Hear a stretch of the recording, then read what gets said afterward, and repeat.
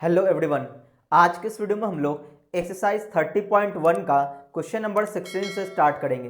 पिछले वीडियो तक हम लोगों ने क्वेश्चन नंबर 15 तक कंप्लीट किया था। तो चलिए हम लोग वीडियो स्टार्ट करते हैं। देखो, आज हम लोग बात करेंगे angle between lines and plane. Plane और लाइन के बीच का एंगल हम लोग कैसे फाइंड आउट करते हैं, इस पे बात करते हैं। देखो, हमारा अब आज का टॉपिक है angle between lines and plane. Line and plane, plane और लाइन के बीच का एंगल हम लोग कैसे निकालते हैं। देखो, मान लो कि ये प्लेन है, ठीक है, ये मान लेते हैं एक प्लेन है और इसको एक लाइन इंटरसेक्ट करना है, ठीक है। एक लाइन ले लेते हैं इस तरह से और ये लाइन है, ठीक है, इस प्लेन को इंटरसेक्ट किया। तो ये प्लेन और लाइन के बीच का एंगल निकालना है। तो हमेशा जो एंगल निकलता है वो प्लेन का जो नॉर्मल होगा और लाइन होगा उसके बीच का एंगल निकलता है, ठीक है ना। प्लेन और लाइन के बीच का एंगल बोलने का मतलब ये हुआ, प्लेन का जो नॉर्मल होगा और ये जो लाइन है इन दोनों के बीच का जो एंगल होगा वो एंगल निकालना है, ठीक है। तो देखो यहाँ पे इस पे जो नॉर्मल होगा, प्लेन पे जो नॉर्मल होगा वो कुछ इस तरह से होगा, है ना। तो ये नॉर्मल वेक्टर हो गया, ये हमारा नॉर्मल वेक्टर हो गया और ये हो गया लाइन, ये हो गया हमारा एक लाइन है, ठीक है। तो इन दोनों के बीच का जो एंगल होगा ये एंगल हमें फाइंड आउट करना है। तो यहां से अगर हमने एक हॉरिजॉन्टल लाइन ड्रॉ किया तो ये एंगल अगर मान लो कि थीटा है ना, ये जो हॉरिजॉन्टल लाइन हमने लिया है वो प्लेन पे लिया है, ठीक है ना। तो ये अगर थीटा है तो ये कितना हो जाएगा, 90 माइनस थीटा हो जाएगा, ठीक है, 90 माइनस थीटा। और ये मान लेते हैं कि ये कोई लाइन है ना, ये हमारा कोई लाइन है और ये क्या है, नॉर्मल वेक्टर है, ठीक है, ये हमारा क्या है, नॉर्मल वेक्टर है। तो हम लोग जो एंगल निकालेंगे किसके बीच का निकालेंगे, ये जो हमारा लाइन है और ये जो हमारा नॉर्मल है इसके बीच का हम लोग एंगल निकालेंगे, ठीक है ना। तो मान लेते हैं इसका जो डायरेक्शन रेशियो है, इसके डायरेक्शन रेशियो तो एन वेक्टर हो गया, इसका डायरेक्शन रेशियो को हमने मान लिया कि बी वेक्टर है, ठीक है ना। ये बी वेक्टर क्या ले लिया हमने, इस लाइन का डायरेक्शन रेशियो ले लिया है, ठीक है।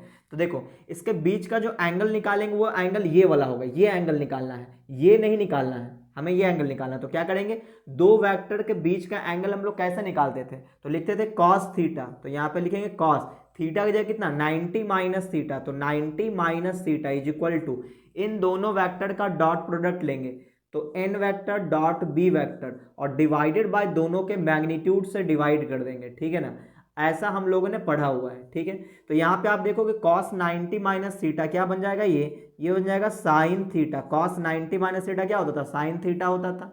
तो n vector in dot b vector और इसका मैग्नीट्यूड और यहाँ पे बी वेक्टर का मैग्नीट्यूड, कुछ इस तरह का फार्मूला निकल के आएगा। यानी कि हम लोग जब हम लोग लाइन और प्लेन के बीच का एंगल निकालेंगे तो फार्मूला क्या यूज करेंगे, sine theta is equal to use करेंगे, है ना। कॉस थीटा नहीं, क्या निकलेगा, साइन थीटा निकलेगा। तो इसी कॉन्सेप्ट का यूज करते हुए हम लोग क्वेश्चन नंबर 16 सॉल्व करेंगे। तो अब देखो, एक्सरसाइज 30.1 केसीसी इन क्लास 12 का क्वेश्चन नंबर 16। देखो, क्वेश्चन नंबर 16 में लिखा है find the angle between the line का इक्वेशन दिया हुआ है x plus 1 divided by 2 equal to y by three equal to z minus 3 by 6, z minus 3 upon में 6। और ये लाइन है ना, ये हमारा लाइन का इक्वेशन है और एक प्लेन भी दिया हुआ है। प्लेन का इक्वेशन है 10x plus 2y, 10x plus में 2y माइनस का 11z इज इक्वल टू 3, ये हमारा प्लेन है, ठीक है। हमें इन दोनों के बीच का एंगल चाहिए, तो दोनों का डायरेक्शन रेशियो हमें निकालना पड़ेगा। तो यहाँ पे लिख लेते हैं कि डायरेक्शन रेशियो ऑफ लाइन का डायरेक्शन रेशियो क्या होगा। तो देखो, जो नीचे वाला नंबर है ये होगा डायरेक्शन रेशियो, यानी कि 2, 3, 6, ठीक है। और प्लेन का डायरेक्शन रेशियो, प्लेन का है ना, direction ratio of normal of plane है ना, प्लेन का जो नॉर्मल है उसका डायरेक्शन रेशियो कितना आएगा, तो एक्स वाई जेड का जो कॉफिशिएंट होता है वही डायरेक्शन रेशियो ऑफ नॉर्मल होता है। तो ये हो जाएगा 2 माइनस का 11, ठीक है। अब हमें एंगल निकालना, तो क्या यूज करेंगे, साइन थीटा। क्यों, क्योंकि लाइन और प्लेन के बीच का एंगल निकालना है, तो क्या यूज करेंगे, sine theta is equal to, ठीक है ना। क्या लेंगे, इन दोनों का हमें क्या लेना पड़ेगा, प्रोडक्ट 2 इंटू 10, तो यहाँ पे लिखेंगे 2 इंटू 10, फिर प्लस में 3 इंटू 2, 3 इंटू 2, इन दोनों का माइनस करेंगे तो माइनस का 6 इंटू 11 हो जाएगा, ठीक है, और डिवाइडेड बाई अंडर रूट, ठीक है। अब इसका मैग्नीट्यूड यानी कि 2 का स्क्वायर 4, 3 का स्क्वायर 9 और 6 का स्क्वायर 36, फिर अंडर रूट, यहाँ पे 10 का स्क्वायर 100, फिर आ जाएगा 2 का स्क्वायर 4, माइनस 11 का स्क्वायर 121 आ जाएगा। इसको और सॉल्व करते हैं तो ऊपर में आ जाएगा 20 प्लस में 6 माइनस का 66 डिवाइडेड बाई ये हो जाएगा कितना 40 9 49 यानी कि 7 आ जाएगा, और यहाँ पे 221 225 बोले तो 15 आ जाएगा, ठीक है ना। ये हमने रूट से बाहर निकाल लिया, तो यहाँ पे सॉल्व करके कितना आएगा, ये आ जाएगा 20 और माइनस का 60, तो 20 माइनस, अच्छा इसको मॉडुलस में रख लेते हैं हम लोग, एक्यूट एंगल निकाला है, ठीक है। तो यहाँ पे क्या आ जाएगा माइनस का 40 और डिवाइडेड बाई 15 इंटू 7 है तो 7 इंटू 15, सही ना। ये 5 से कटेगा 40, तो कितने बार में कटेगा, तो देखो 8 5 जा 40, अब 5 3 जा 40 है ना, 3 5 जा और 8 5 जा, तो यहाँ पे क्या लिखेंगे sine theta is equal to, ऊपर में मॉडुलस हटा देते हैं तो यहाँ पे प्लस आ जाएगा 8 और नीचे कितना आएगा 7 21, तो 8/21, तो थीटा इज इक्वल टू क्या आएगा साइन इनवर्स 8/21, और ये इसका एंगल आ गया, किसके, प्लेन और लाइन के बीच का एंगल आ गया। तो उम्मीद आपको ये समझ में आया होगा, तो आप इसका स्क्रीनशॉट ले लो, हम लोग अगले क्वेश्चन पे बात करेंगे। तो आप देखो क्वेश्चन नंबर 17 में 2 क्वेश्चन है। इसका पहला क्वेश्चन हम लोग करते हैं कि find the equation of the plane, question number 17 का फर्स्ट, ठीक है, 17 का फर्स्ट और सेकंड जो है एक ही टाइप का क्वेश्चन है, ठीक है, और क्वेश्चन नंबर 18 भी, तो क्वेश्चन नंबर 17 का फर्स्ट सेकंड और क्वेश्चन नंबर 18 ये तीनों एक ही टाइप का क्वेश्चन है, तो एक मैं सॉल्व कर रहा हूं, बाकी आपसे बन जाएगा। तो देखना क्वेश्चन नंबर 17 का फर्स्ट है find the equation of the plane containing the point 1 -1 and 2 and the perpendicular to each of the plane 2x plus 3y minus 2z is equal to 5 and x plus 2y minus 3z is equal to 8।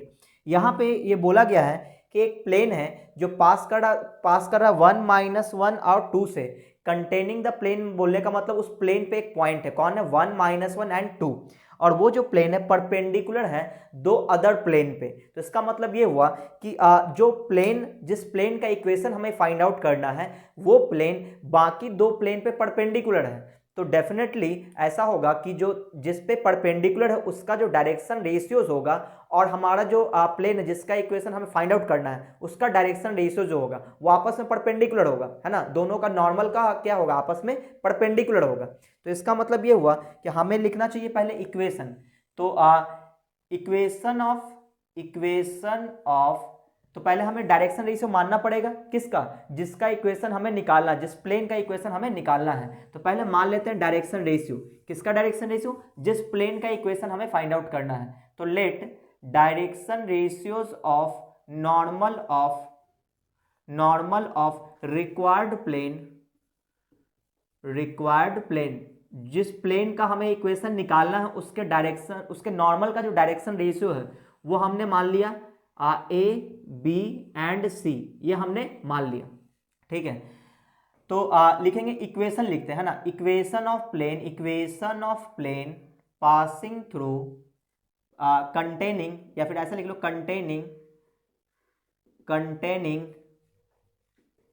Containing the point 1, -1 and 2, ठीक है ना, 1, -1 and 2 B क्या लिखेंगे A into plane का equation क्या होता था direction ratio लिखेंगे, और यहाँ पे क्या लिखेंगे x माइनस x1, यानी कि x माइनस किस पॉइंट से पास कर रहा 1 से, तो यहाँ पे 1 लिखेंगे, फिर plus b into direction ratio लिखेंगे, और y माइनस y1 तो प्लस का 1 हो जाएगा क्योंकि यहाँ पे -1 है, और यहाँ पे आएगा c into z minus z1 बोले तो 2 इक्वल टू 0, ऐसा हमारा आ गया। अब अगर हम यहाँ पे ए बी सी निकाल लें तो हमारा काम बन जाएगा, तो इसको इक्वेशन 1 मान के हम लोग छोड़ देते हैं, ठीक है। अब देखो यहाँ पे हमने जो डायरेक्शन रेशियोज लिया है, direction ratio of normal of required plane कितना लिया है ABC, तो इसका जो नॉर्मल होगा, इस प्लेन का जो नॉर्मल होगा वो परपेंडिकुलर होगा बाकी गिवन टू प्लेन्स पे। तो इसका मतलब ये हुआ कि दोनों का डायरेक्शन रेशियोज का प्रोडक्ट का सम इक्वल टू हम लोग 0 लेकर के चलेंगे, क्योंकि परपेंडिकुलर कंडीशन लगाएंगे, है ना। तो बोलेंगे कि required plane is perpendicular to किस पे, जो प्लेन परपेंडिकुलर टू प्लेन्स, उस प्लेन्स का इक्वेशन दिया हुआ है 2x plus 3y -2z is equal to 5 and और अगला जो प्लेन है x plus 2y -3z is equal to 8। अब देखो जो हमारा रिक्वायर्ड प्लेन है, यानी कि ये जो प्लेन है, अब ये जो प्लेन है वो इन दोनों प्लेन पे परपेंडिकुलर है। तो इसका मतलब ये हुआ कि इसका जो नॉर्मल का जो डायरेक्शन रेशियो है, दोनों का प्रोडक्ट का सम कितना लेकर चलेंगे, 0 लेकर के चलेंगे। तो यहाँ पे इसका जो डायरेक्शन रेशियो क्या है, ABC, यहाँ पे डायरेक्शन रेशियो क्या है 2, 3 और -2। तो हम लोग क्या लिखेंगे कि 2 इंटू A, है ना, फिर 3 इंटू B यानी कि 3B, और फिर -2 into C -2C equal to क्या मिलेगा 0। इसको मान लेते हैं हमारा इक्वेशन 2 मान लेते हैं, ठीक है ना।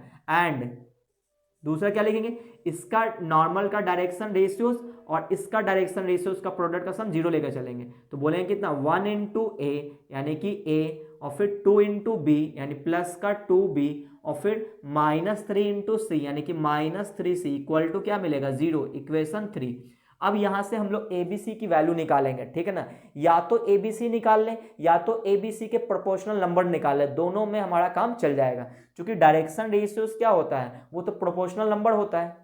तो देखो यहाँ पे हम लोग ABC निकालने के लिए क्रॉस मल्टीप्लिकेशन मेथड यूज करेंगे। उसमें क्या होता है कि यहाँ पे ऐसे लिखेंगे, 3 वेरिएबल ABC, तो मैं आप लिखेंगे A, फिर लाइन खींचेंगे, फिर माइनस का B ऑल्टरनेट साइन के साथ। ये सब आप पढ़े होंगे क्लास 11th के कोऑर्डिनेट ज्योमेट्री में, अगर नहीं पढ़े हो तो अभी देख लो। ABC इस तरह से लिखेंगे, plus minus and plus alternate sign के साथ। उसके बाद A वाले को ढकेंगे, इसके कॉफिशिएंट को इसके कॉफिशिएंट से मल्टीप्लाई करेंगे, कितना आएगा माइनस का 9, फिर माइनस करेंगे, नीचे से ऊपर मल्टीप्लाई करेंगे लेकिन सिर्फ कॉफिशिएंट को। तो +2 इंटू -2 तो -4 हो जाएगा, तो प्लस का 4 हो जाएगा यहाँ पे। फिर B वाले को ढक देंगे, तो 2 इंटू -3 यानी कि -6, इसको इससे मल्टीप्लाई करेंगे तो प्लस का 2 आ जाएगा। फिर C वाले को ढक देंगे तो ये हो जाएगा 4 और माइनस का 3 आ जाएगा, ठीक है। अब देखो A के नीचे नंबर कितना आएगा, वो आएगा -5, माइनस B अपॉन में कितना आएगा -4, और यहाँ पर क्या आएगा C/1। इसको इसमें माइनस माइनस कैंसिल कर दें। अच्छा ये तीनों इक्वल है, इसको अगर हमने लैम्डा के इक्वल मान लिया तो यहाँ से A की वैल्यू कितना आएगा, इन दोनों को बराबर कर देंगे तो A की वैल्यू -5 लैम्डा आएगा, -5 लैम्डा, और B की वैल्यू कितना आएगा 4 लैम्डा, और C की वैल्यू क्या आएगा सिर्फ लैम्डा आ जाएगा, ठीक है। अब ये जो ABC की वैल्यू इसको पुट कर देते हैं इक्वेशन फर्स्ट में। तो फ्रॉम इक्वेशन फर्स्ट A की जगह -5 लैम्डा रखेंगे, तो -5 लैम्डा इंटू x-1, फिर B की जगह 4 लैम्डा रखेंगे तो यहाँ पे आ जाएगा 4 लैम्डा और इंटू में y+1, और फिर C की जगह क्या रखेंगे सिर्फ लैम्डा रखेंगे, तो lambda into z-2 equal to कितना 0। अब यहाँ देखो तीनों टर्म में लैम्डा कॉमन है, ठीक है ना, तो लैम्डा कॉमन लेके और ये 0 में डिवाइड कर देते हैं तो लैम्डा तो गायब हो जाएगा। सिर्फ अंदर मल्टीप्लाई करेंगे किससे, नंबर से, यानी कि 5x और प्लस का 5 हो जाएगा। यहाँ पे क्या आएगा 4y और प्लस का 4, और यहाँ पे आ जाएगा प्लस का z माइनस का 2। लैम्डा हमने कॉमन लिया और उधर डिवाइड कर दिया, ठीक है, तो लैम्डा तो गायब हो गया। तो यहाँ पे बच जाएगा -5x, तो -5x को सबसे आगे लिख लेते हैं, फिर प्लस का 4y और फिर प्लस का z, और नंबर देखो +5 और +4, प्लस का 9 - 2 प्लस का 7 इक्वल टू 0। अब यहाँ से माइनस कॉमन ले लेते हैं, तो ये हो जाएगा प्लस में, ये हो जाएगा माइनस में, ये हो जाएगा माइनस, और ये हो जाएगा माइनस, इक्वल टू कितना 0। माइनस जो कॉमन लिए इधर डिवाइड कर दिए, तो ये इसका आ गया आंसर। तो उम्मीद आपको ये समझ में आया होगा। तो एक बार हम लोग चेक कर लेते हैं क्या हमारा कैलकुलेशन सही है ना। तो क्वेश्चन नंबर ये था 17 का फर्स्ट, क्वेश्चन नंबर 17 का first, 5x - 4y - z is equal to 7। इस -7 को उठा के इसने इधर लिख दिया था, कोई प्रॉब्लम नहीं है। अच्छा अब ये देखो ये मेथड 1 था। अब इसका हम लोग मेथड 2 भी हम पढ़ने वाले हैं। ये मेथड 1 था, M1 बोले तो मेथड 1। अब मेथड 2 क्या है तो वो सुनना। मेथड 2 में हम लोग क्या करेंगे कि देखो प्लेन का इक्वेशन निकालने के लिए आपको क्या चाहिए, अगर प्लेन पे नॉर्मल वेक्टर मिल जाए, है ना, पॉइंट तो हमें पता था ही, ये देखो पॉइंट दिया हुआ था, पॉइंट दिया हुआ था, इस ये जो पॉइंट उस प्लेन पे है, अगर हमें उस प्लेन का नॉर्मल वेक्टर मिल जाए या उसके पैरेलल वेक्टर मिल जाए तो हम लोग इक्वेशन लिख सकते थे, ठीक है ना। तो यहाँ पे हम क्या कर रहे हैं कि देखो ये जो हमारा रिक्वायर्ड प्लेन है, ये जो रिक्वायर्ड प्लेन था वो किस पे परपेंडिकुलर था, इन दोनों पे, है ना, इन दोनों प्लेन पे परपेंडिकुलर था। तो इसका मतलब ये हुआ कि इन दोनों का हम लोग, इन दोनों का नॉर्मल का वेक्टर ले लेंगे, उसका क्रॉस प्रोडक्ट निकाल लेंगे। तो क्रॉस प्रोडक्ट क्या देता है, क्रॉस प्रोडक्ट जो रिजल्ट देता है, जैसे मैंने बोला कि ए वेक्टर क्रॉस बी वेक्टर, तो ये रिजल्ट क्या देता है, ये जो भी रिजल्ट देगा वो एक वेक्टर होगा, वो वेक्टर ए पे भी परपेंडिकुलर होगा और बी पे भी परपेंडिकुलर होगा, सही है ना। तो इसका मतलब ये हुआ कि ये जो दोनों प्लेन था, इन दोनों प्लेन का अगर नॉर्मल वेक्टर हम लोग लिख लें और उन दोनों का क्रॉस प्रोडक्ट निकाल लें तो क्या है, एक वेक्टर आएगा जो इस प्लेन पे भी इसका जो नॉर्मल होगा उस पे भी परपेंडिकुलर होगा, इसका जो नॉर्मल होगा उस पे भी परपेंडिकुलर होगा। तो इसका मतलब वो जो परपेंडिकुलर वेक्टर आएगा इसके नॉर्मल पे, वो रिक्वायर्ड प्लेन पे पैरेलल होगा और हमें रिक्वायर्ड प्लेन के नॉर्मल के पैरेलल का एक वेक्टर मिल जाएगा और हम लोग इक्वेशन लिख देंगे। तो उसके लिए हमें क्या करना पड़ेगा, देखो मेथड 2 में हमें क्या करना पड़ेगा, दोनों प्लेन का जो रिक्वायर्ड दिया हुआ प्लेन था ना, उन दोनों प्लेन का नॉर्मल वेक्टर लिखना पड़ेगा। तो मान लेते हैं कि n1 वेक्टर क्या है, पहले वाले प्लेन का नॉर्मल वेक्टर कितना आएगा, 2i cap plus 3j cap minus 2k cap, इतना आ गया।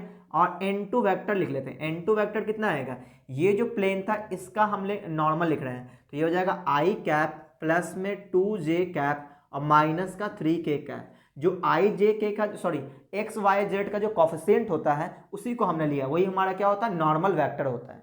तो इन दोनों का क्रॉस कर लेंगे, है ना, तो n1 क्रॉस n2 निकालेंगे, इन दोनों का क्रॉस प्रोडक्ट निकालेंगे तो कितना आएगा, तो i कैप j कैप और k कैप, यहाँ पे आ जाएगा 2 3 -2, फिर लिखेंगे 1 2 एंड -3, है ना, कॉफिशिएंट्स को हमने लिख दिया। इसको सॉल्व करेंगे तो i कैप, इसके कॉलम इसके रो को ढकेंगे तो कितना आ जाएगा, -9 प्लस का 4, यहाँ आ जाएगा माइनस का j, इसके कॉलम इसके रो को ढकेंगे तो माइनस का 6 प्लस का 2 आ जाएगा, फिर प्लस का k कैप, फिर इसके कॉलम इसके रो को ढकेंगे तो 4 -3 आ जाएगा।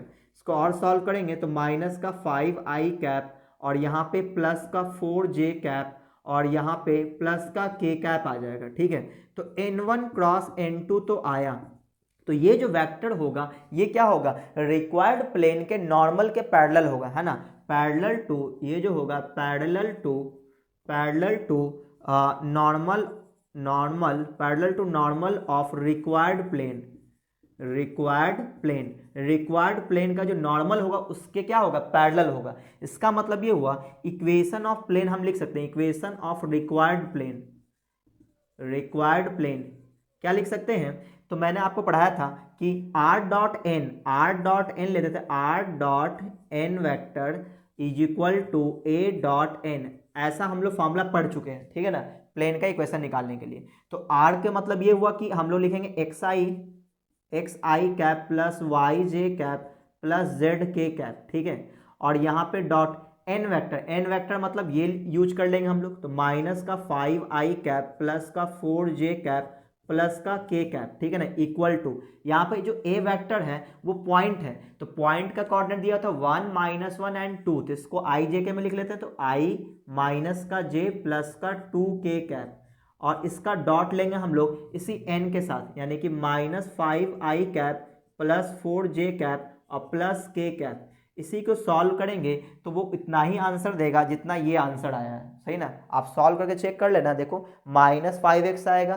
प्लस का 4y और प्लस का z आएगा जो इससे पहले आया था, ठीक है ना, और इसको सॉल्व करेंगे तो ये आ जाएगा -5 -4 और प्लस का 2, तो माइनस का 7 आ जाएगा, है ना, प्लस का 7 आ जाएगा, है ना, -5 -4, हाँ सही है।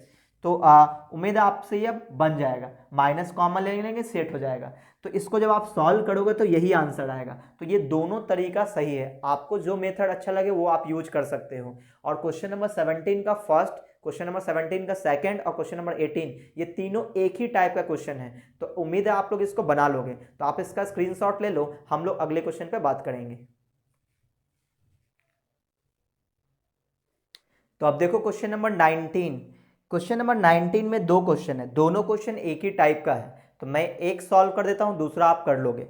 देखो, find the vector and cartesian equation of the planes. हमें वेक्टर और कार्टेशियन दोनों इक्वेशन हमें फाइंड आउट करना है। 19 का फर्स्ट नंबर, दो क्वेश्चन है, दोनों क्वेश्चन एक ही टाइप का है। तो 19 का फर्स्ट देखो, that passes through the point 146, है ना।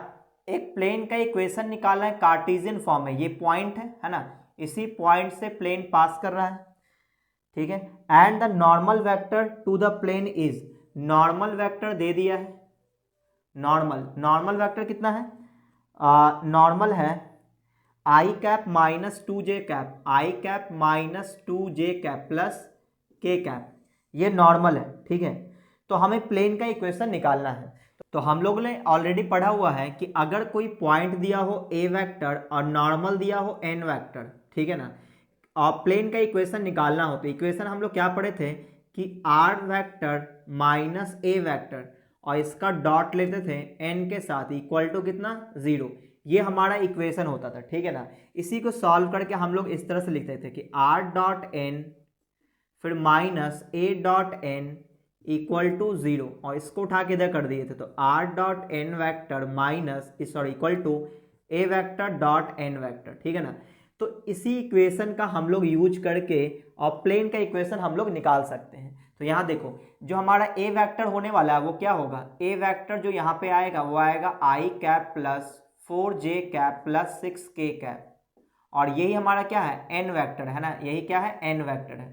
तो इक्वेशन ऑफ प्लेन क्या होगा, equation of plane cartesian and normal दोनों फॉर्म में लिखना है। तो यहाँ पे क्या लिख देंगे, पहले तो वेक्टर फॉर्म में लिख लेते हैं ना, वेक्टर फॉर्म। तो वेक्टर फॉर्म में हम क्या लिखेंगे, लिखेंगे r वेक्टर माइनस क्या होता है, a वेक्टर, a क्या होता है, जो पॉइंट है हमारा कितना है, i cap plus 4j cap और प्लस 6k कैप, ठीक है। और इसका डॉट लेंगे हम लोग, इसका डॉट लेंगे इसके n के साथ, तो n कितना है, i cap minus 2j cap plus k cap equal to कितना, 0। तो ये इसका वेक्टर फॉर्म में हो गया। अगर हमें कार्टेशियन फॉर्म निकालना है तो कैसे लिखेंगे, कार्टेशियन फॉर्म। तो कार्टेशियन फॉर्म के लिए इसी को सॉल्व कर सकते हैं हम लोग। तो यहाँ पे जो r वेक्टर है उसको हम क्या लिख सकते हैं, कार्टेशियन फॉर्म में इसको यूज कर लेते हैं, बेहतर हो जाएगा, है ना। r डॉट n करना है, तो इसका मतलब ये होगा कि अगर हम लोग ऐसे लिख दें कि इसी को सॉल्व कर दिया जाए तो r डॉट n वेक्टर, तो n वेक्टर का मतलब ये हुआ कि i cap minus 2j cap plus k cap equal to a dot n, तो a की वैल्यू क्या है, i cap plus 4j cap plus 6k cap, ठीक है ना। और इसके साथ n लेंगे, यानी कि i कैप n वेक्टर कितना है, i cap minus 2j cap और प्लस का k कैप, ठीक है। इसको सॉल्व कर देंगे तो r वेक्टर का मतलब होता है xi cap plus yj cap plus zk cap, ये मतलब होता है। और यहाँ पे आ जाएगा i cap minus 2j cap plus k cap, और यहाँ पे इसका डॉट प्रोडक्ट लेंगे तो 1 और माइनस का 8 हो जाएगा और प्लस का 6 आ जाएगा। इसका भी डॉट प्रोडक्ट लेंगे तो कितना आएगा, x माइनस का 2y और प्लस का z इज इक्वल टू क्या आएगा, माइनस 7 प्लस 6, तो माइनस 1 आ जाएगा। इसको ऐसे लिख सकते हैं x minus 2y plus z plus 1 is equal to 0, और ये इसका आंसर हो गया कार्टेशियन फॉर्म में, ये रहा वेक्टर फॉर्म में। तो एक बार हम लोग चेक कर लेते हैं, है ना। क्वेश्चन नंबर 19 का फर्स्ट था ये, क्वेश्चन नंबर 19 का फर्स्ट। तो देखो 19 का first r minus i plus 4j plus 6k, है ना, तो ये सही है। अच्छा, कार्टेशियन फॉर्म में x minus 2y plus z equal to 1, तो यहीं पे आंसर दे दिया है, ठीक है ना। कोई बात नहीं, आप ये भी लिख सकते हो, कोई दिक्कत नहीं है। तो इसका जो सेकंड नंबर क्वेश्चन है वो इसी टाइप का, तो उम्मीद आप ये बना लोगे। तो आप इसका स्क्रीनशॉट ले लो, हम लोग अगले क्वेश्चन पे बात करेंगे। तो आप देखो क्वेश्चन नंबर 20, क्वेश्चन नंबर 20 में है if O be the origin and the coordinates of P be इतना, है ना। ओ ओरिजिन है और पी का कोऑर्डिनेट दिया हुआ है, पी का कोऑर्डिनेट दिया हुआ है 1 2 एंड 3, 1 2 एंड 3, ठीक है। Then find the equation of the plane passing through the P and perpendicular to OP. देखो एक प्लेन है, इसी प्लेन पे क्या है, इसी प्लेन पे एक पॉइंट P है, तो मान लेते पॉइंट P ये है, इसका कोऑर्डिनेट है 1, 2, 3, ठीक है ना। और इस पे एक नॉर्मल है OP, OP क्या है, नॉर्मल है, तो O क्या है, ओरिजिन है, मतलब 0, 0 और 0 होगा, ठीक है। तो ये इस पे नॉर्मल है, ठीक है। अच्छा, तो then find the equation of the plane passing through P and perpendicular to OP। तो देखो प्लेन का इक्वेशन निकालना, तो प्लेन का इक्वेशन निकालने के लिए हमें नॉर्मल चाहिए है और हमें पॉइंट चाहिए है। तो यहाँ पे या फिर आप बोलो डायरेक्शन रेशियो मिल जाए और पॉइंट मिल जाए, तो डायरेक्शन रेशियो ऑफ नॉर्मल तो यही हो जाएगा, है ना। तो डायरेक्शन रेशियोज अगर हम लोग निकालें तो क्या मिलेगा डायरेक्शन रेशियो, तो देखो x2 माइनस x1 यानी कि 1 हो जाएगा, फिर y2 माइनस y1 यानी कि 2 हो जाएगा, फिर z2 माइनस z1 यानी कि 3 हो जाएगा। तो डायरेक्शन रेशियो ऑफ नॉर्मल आ जाएगा 1, 2 एंड 3। अब पॉइंट तो हमारा है ही, तो इक्वेशन हम लोग लिख सकते हैं ना प्लेन का। तो इक्वेशन ऑफ प्लेन क्या आएगा, a इंटू ए बोले तो डायरेक्शन रेशियो का, है ना, डायरेक्शन रेशियो यानी a, मतलब 1 into x minus x1, x1 कितना है 1, फिर प्लस में b कितना है 2 इंटू वाई माइनस y1 यानी कि 2 आ जाएगा, फिर प्लस में 3 इंटू जेड माइनस z1 कितना है 3 इक्वल टू कितना 0। यही हमारा प्लेन का इक्वेशन है कार्टेशियन फॉर्म में। तो यहाँ पे क्या लिखेंगे, x minus 1 plus 2y minus 4 plus में 3z माइनस का 9 इक्वल टू 0। अब x y z को एक साथ लिख सकते हैं, तो x plus 2y plus 3z, और यहाँ पे -1 -4 -5 -9 माइनस का 14 इज इक्वल टू 0। आप इसको ऐसा भी लिख सकते हो, x plus 2y plus 3z equal to 14, ये इसका आंसर हो गया, सही ना। आप वेक्टर फॉर्म में चाहो तो वेक्टर फॉर्म में भी लिख सकते हो, है ना। ये हो जाएगा नॉर्मल का डायरेक्शन रेशियोज, यानी कि इसको i cap plus 2j cap plus 3k cap लिख देंगे, नॉर्मल वेक्टर हो जाएगा। ये आपका पॉइंट है, आप वेक्टर फॉर्म में भी लिख सकते हो चाहो तो। चलिए, तो ये था क्वेश्चन नंबर हमारा 20 नंबर। अब हम लोग बात करते हैं क्वेश्चन नंबर 21 पे। देखो क्वेश्चन नंबर 21 पे क्या है कि find the equation of the plane through 3, 4, -1। एक प्लेन है, कहाँ से पास करा, 3, 4, -1 which is parallel to the plane ये। तो अब जिस प्लेन का इक्वेशन निकालना, वो प्लेन किसी दूसरे प्लेन के पैरेलल है, तो डेफिनेटली दोनों का नॉर्मल जो होगा वो पैरेलल हो जाएगा। तो इसका मतलब ये हुआ कि जो जिस प्लेन के पैरेलल है उसका नॉर्मल ले लेंगे, उसी नॉर्मल को यूज कर लेंगे हम लोग अपने इक्वेशन निकालने के लिए, ठीक है ना।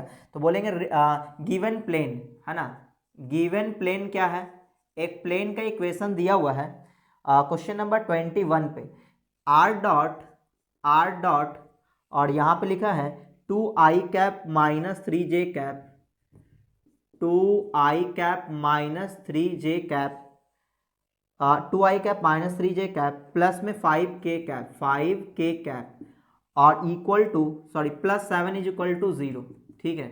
ये हमारा प्लेन का इक्वेशन गिवन है और एक पॉइंट से पास कर रहा है, किस पॉइंट से, 3, 4 और -1 से। कहाँ से, 3, 4 एंड -1 से। हमें एक प्लेन का इक्वेशन निकालना है जो इस पॉइंट से पास कर रहा है और इस प्लेन के पैरेलल है। तो हम लोग नॉर्मल इसका निकाल लेते हैं, वही नॉर्मल इसके लिए यूज कर लेंगे। तो normal vector is normal is parallel to किसके, ये हो जाएगा 2i। इस वेक्टर का नॉर्मल वेक्टर क्या हो जाएगा, ये हो जाएगा 2i cap minus 3j cap plus 5k cap, ठीक है ना। तो हमारा जो नॉर्मल इज पैरेलल टू किसके, इसके हो जाएगा and plane is passing through कहाँ से पास करा, 3, 4, -1। तो इक्वेशन ऑफ प्लेन क्या हो जाएगा, तो इक्वेशन ऑफ प्लेन, तो प्लेन का इक्वेशन हम लोग लिख सकते हैं क्या, कि देखो पॉइंट हमें गिवन है और नॉर्मल वेक्टर दिया हुआ है, तो हम लोग प्लेन का इक्वेशन कैसे लिखेंगे, तो लिखेंगे r माइनस ए वेक्टर क्या होता है, पॉइंट कितना 3i, पॉइंट को हम लोग वेक्टर का फॉर्म में लिखते हैं 4j माइनस k कैप, ठीक है ना। और इसका हम लोग डॉट प्रोडक्ट लेंगे किसके साथ, नॉर्मल के साथ। नॉर्मल क्या है, ये यूज करेंगे 2i cap minus 3j cap plus 5k cap, ठीक है ना, और इक्वल टू कितना 0। तो तो ये आ गया हमारा प्लेन का इक्वेशन, जिसका नॉर्मल ये होगा और पॉइंट हमारा इस पॉइंट से पास कर रहा है। तो एक बार हम लोग चेक कर लेते हैं क्वेश्चन नंबर 21 का आंसर। तो क्वेश्चन नंबर 21, तो आर डॉट, अच्छा ये इस तरह से सॉल्व करके दिया है, तो यहाँ पे हम लोग भी सॉल्व कर लेते हैं। देखो सॉल्व करेंगे कितना आएगा, आर डॉट इसके साथ लेंगे, यानी कि आर डॉट यहाँ पे आएगा 2i cap minus 3j cap plus 5k cap, ठीक है ना, और फिर माइनस में इन दोनों का डॉट लेंगे। तो 2 का हम लोग 3 से लेंगे तो कितना आएगा, 6 आ जाएगा। फिर 4 का -3 से तो माइनस का 12 आ जाएगा। -1 का प्लस 5 से तो माइनस का 5 हो जाएगा, इक्वल टू 0। तो इसको सॉल्व करेंगे तो R dot 2i cap minus 3j cap plus 5k cap minus यहाँ पे क्या आ जाएगा, 12 और 5 17, -17 और प्लस 6 तो माइनस का 11 तो प्लस का 11 हो जाएगा, इक्वल टू 0। और ये इसका आंसर है क्वेश्चन नंबर 21 में। हाँ, तो इसी फॉर्म में आंसर दिया हुआ है। तो उम्मीद आपको ये समझ में आया होगा। तो आप इसका स्क्रीनशॉट ले लो, हम लोग अगले क्वेश्चन पे बात करेंगे।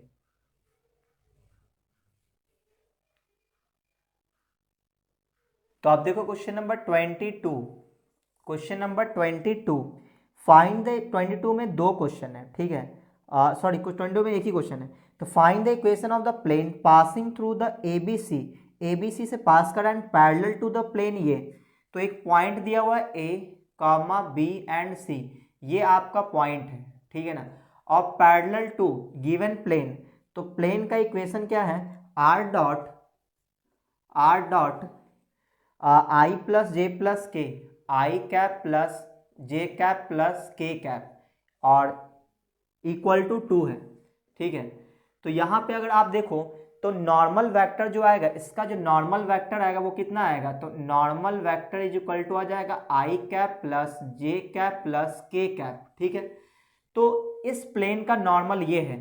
तो जो हमारा प्लेन का इक्वेशन निकालना है उसका भी नॉर्मल हम ये यूज कर सकते हैं। क्यों, क्योंकि वो प्लेन इस प्लेन के क्या है, पैरेलल है, और पॉइंट हमारा ABC दिया हुआ है। तो इक्वेशन हम लोग लिख सकते हैं। ऐसा करते हैं, इसका डायरेक्शन रेशियोज लिख लेते हैं, ठीक है ना। तो डायरेक्शन रेशियोज कितना आएगा, 1, 1 एंड 1, 1 1 1 ही आ जाएगा, ठीक है।